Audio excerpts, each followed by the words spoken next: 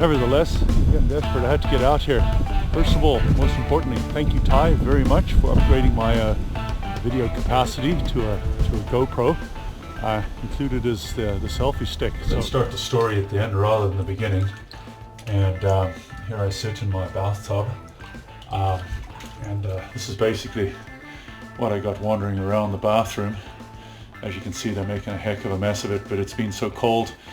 And now coming in, you got to pick your way between the chicken droppings. You know, you wake up in the morning sometimes and find them sitting on the sofa. Okay, here's a little uncertainty. Puppy knows there's a bad thing going on here, making a nest on the sofa. So, I mean, that's the end of the story. You might wonder what started it.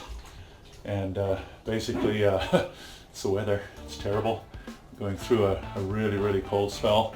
It's probably about minus 18 outside right now, dropping down to minus 20 something at night. Too much for the chickens. So anyway, that's the end. Here's the beginning. This is Mabel. She's the older of my two chickens. Dominant, the more dominant of the two. And her comb was really still a little bit discolored, but it was really discolored, and she just had her head tucked into her feathers.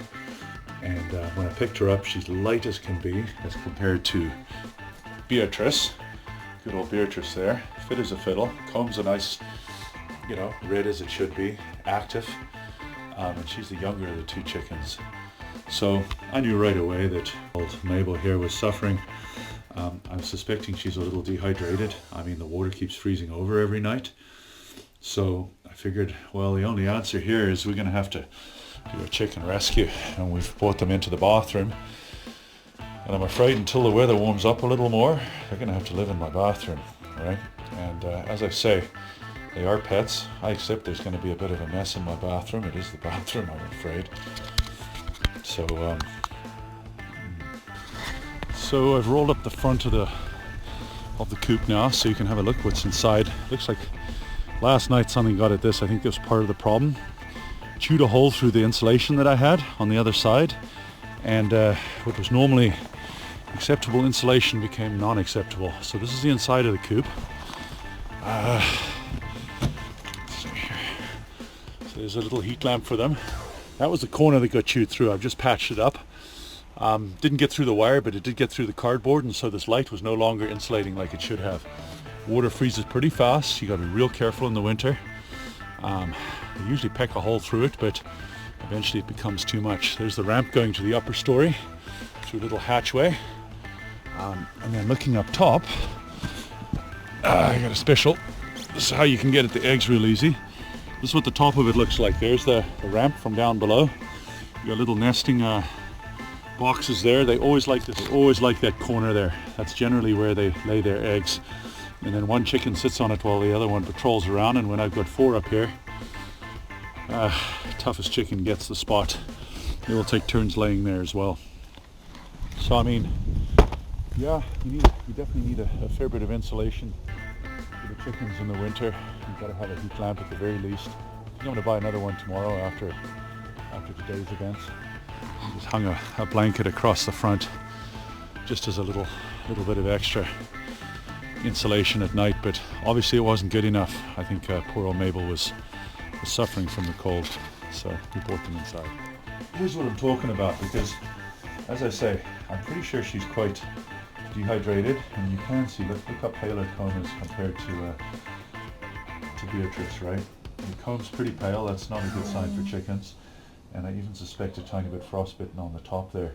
So dehydration, we've already given her a couple of shots of water right there, and this is how you do it. We had a pigeon, Louis, that we rescued from the barn.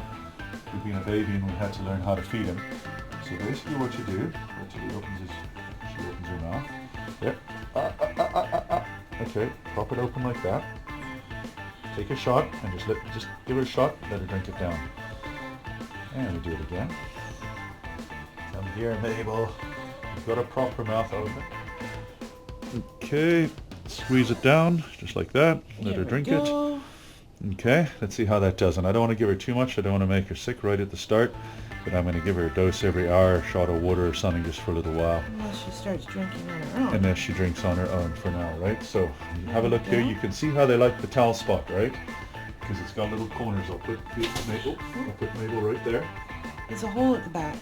Where? Yeah, they'll be fine. I've propped it up with towels and stuff.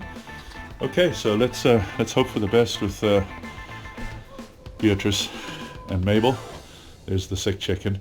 I've been holding her feet, trying to transfer heat from my hands just to warm her up, and also holding her comb, not hard, just touching it ever so lightly, just trying to transfer. That's a lot of blood in there, right? Just transferring a bit of heat and warming her up by holding her in those spots. There we go, guys. So she's just kind of sleepy, just kind of closing her eyes. She's still not well adjusted, and the chicken pecks another unwell chicken. So you've got to keep an eye on that as well. Just kind of how it goes. No more of that from you.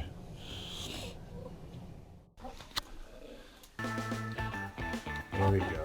Getting back to normal. Come on, guys. Don't get camera shy. Keep doing what you were doing. Uh-oh.